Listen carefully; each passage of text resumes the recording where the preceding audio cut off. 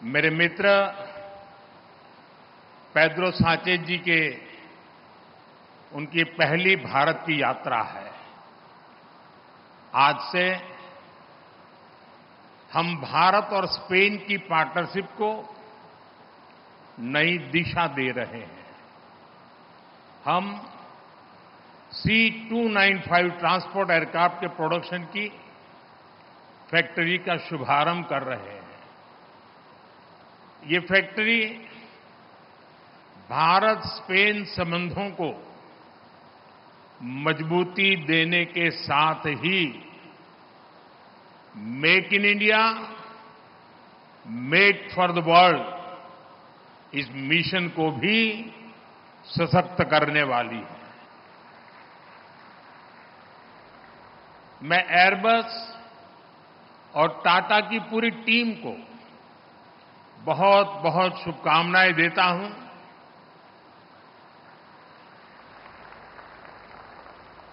कुछ समय पहले ही हमने देश के महान सपूत रतन टाटा जी को खोया है।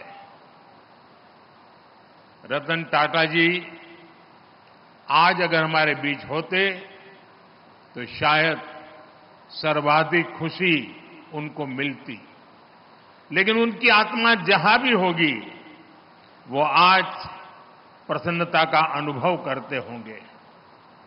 साथियों, C295 एयरक्राफ्ट की फैक्ट्री नए भारत के नए वर्क कल्चर की उसको भी रिफ्लेक्ट करती है। आज किसी भी योजना के आइडिया से लेकर एजुकेशन तक भारत किस स्पीड से काम कर रहा है ये यहां दिखाई देता है। 2 साल पहले अक्टूबर में ही महीने में इस फैक्ट्री का निर्माण शुरू हुआ। आज अक्टूबर महीने में ही ये फैक्ट्री अब एयरक्राफ्ट के प्रोडक्शन के लिए तैयार है। मेरा हमेशा से ये फोकस रहा है कि प्लानिंग और एग्जीक्यूशन में अनावश्यक देरी न हो। जब मैं गुजरात का सीएम था तब यहीं बड़ोदरा में ही बॉम्बार्डियर ट्रेन कोच बनाने के लिए फैक्ट्री लगाने का फैसला हुआ था। इस फैक्ट्री को भी रिकॉर्ड समय के भीतर ही प्रोडक्शन के लिए तैयार किया गया था। आज इस फैक्ट्री में बने मेट्रो कोच हम दूसरे देशों को भी एक्सपोर्ट कर रहे हैं। मुझे पूरा विश्वास है कि भविष्य में इस एयरक्राफ्ट फैक्ट्री में बने विमान दूसरे देशों को भी एक्सपोर्ट किए जाएंगे। फ्रेंड्स, प्रसिद्ध स्पेनिश कवि अंतोनियो मचादो ने लिखा था, traveller there is no path, the path is made by walking. इसका भाव यही है कि लक्ष्य तक पहुंचने के लिए जैसे ही हम पहला कदम उठाते हैं रास्ते अपने आप बनते चले जाते हैं। आज आप देखिए, भारत में डिफेंस मैन्युफैक्चरिंग इकोसिस्टम नई ऊंचाइयां छू रहा है। 10 साल पहले अगर हमने ठोस कदम नहीं उठाए होते तो आज इस मंजिल पर पहुंचना असंभव ही था। तब तो कोई ये कल्पना भी नहीं कर पाता था कि भारत में इतने बड़े पैमाने पर डिफेंस मैन्युफैक्चरिंग हो सकती है। उस समय की प्रायोरिटी और पहचान दोनों इंपोर्ट की ही थी, लेकिन हमने नए रास्ते पर चलना तय किया, अपने लिए नए लक्ष्य तय किए और आज इसका नतीजा हम सबकी आंखों के सामने है। साथियों, किसी भी पॉसिबिलिटी को प्रॉस्पेरिटी में बदलने के लिए राइट प्लान और राइट पार्टनरशिप जरूरी है। भारत का डिफेंस सेक्टर का कायाकल्प राइट प्लान और राइट पार्टनरशिप का उदाहरण है। बीते दशक में देश ने ऐसे अनेक फैसले लिए जिससे भारत में एक वाइब्रेंट डिफेंस इंडस्ट्री का विकास हुआ।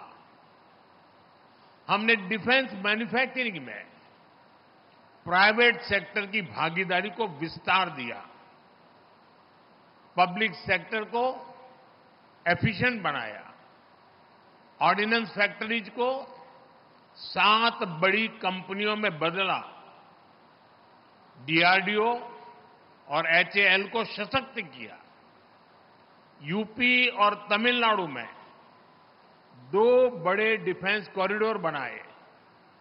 ऐसे अनेक निर्णयों ने डिफेंस सेक्टर को नई ऊर्जा से भर दिया।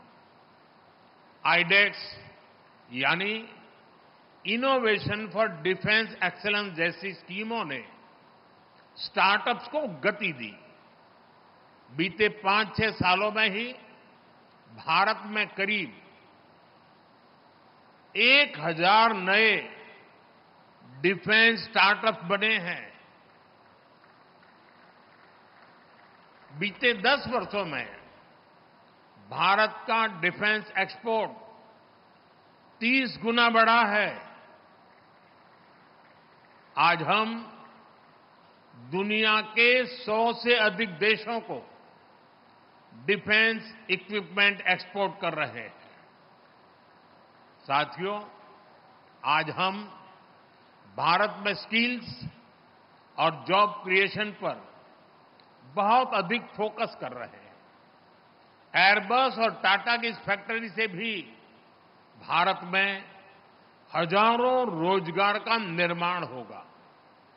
इस प्रोजेक्ट के कारण एयरक्राफ्ट के 18,000 पार्ट्स की इंडिजीनियस मैन्युफैक्चरिंग होने जा रही है।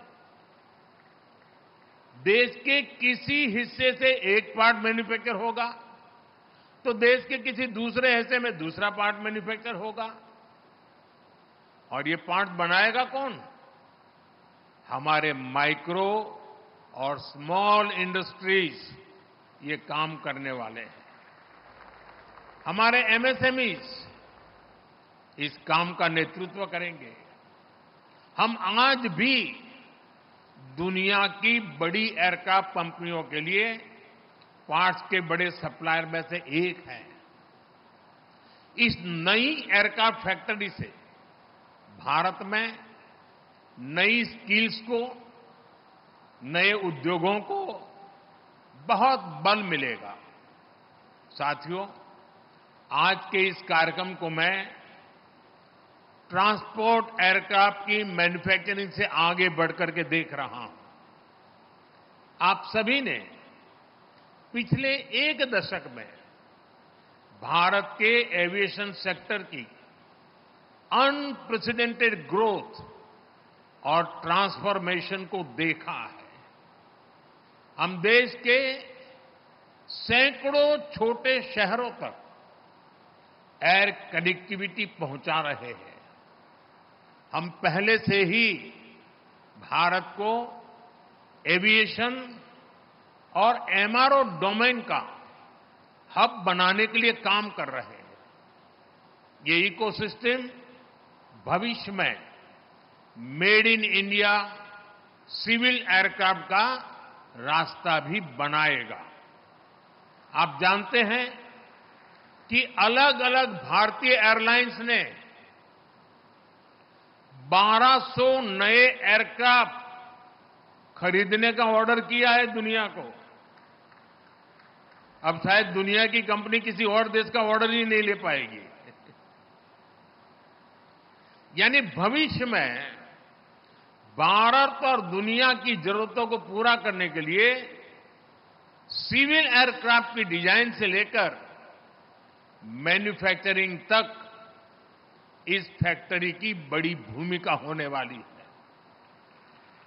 साथियों, भारत के इन प्रयासों में वडोदरा शहर एक कैटलिस्ट की तरह काम करेगा।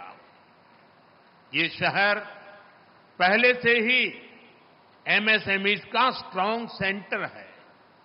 यहां हमारी गतिशक्ति यूनिवर्सिटी भी है।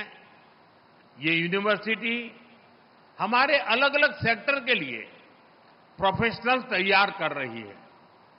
वडोदरा में pharma sector, engineering and heavy machinery, chemicals and pharmaceuticals, power and energy equipment, ऐसे अनेक सेक्टर से जुड़ी अनेकों कंपनियां वडोदरा में है। अब ये पूरा क्षेत्र भारत में एविएशन मैन्युफैक्चरिंग का भी बड़ा हब बनने जा रहा है। और इसके लिए मैं आज गुजरात सरकार को, यहां के मुख्यमंत्री श्रीमान भूपेंद्र भाई को और उनकी पूरी टीम को उनकी आधुनिक औद्योगिक नीतियों के लिए, निर्णयों के लिए बहुत बहुत बधाई देता हूं, उनकी सराहना करता हूं। साथियों, वडोदरा में एक और खास बात है। ये भारत का एक महत्वपूर्ण कल्चरल सिटी भी है।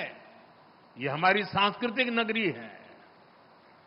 इसलिए आज स्पेन के आप सभी साथियों का यहां वेलकम करने में मुझे विशेष खुशी हुई है।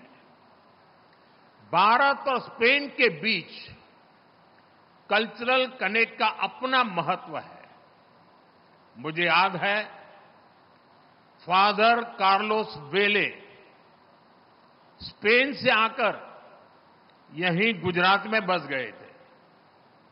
उन्होंने अपने जीवन के 50 वर्ष यहीं बिताए।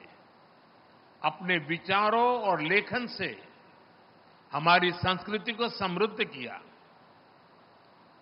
मुझे उनको कई बार मिलने का सौभाग्य भी मिला।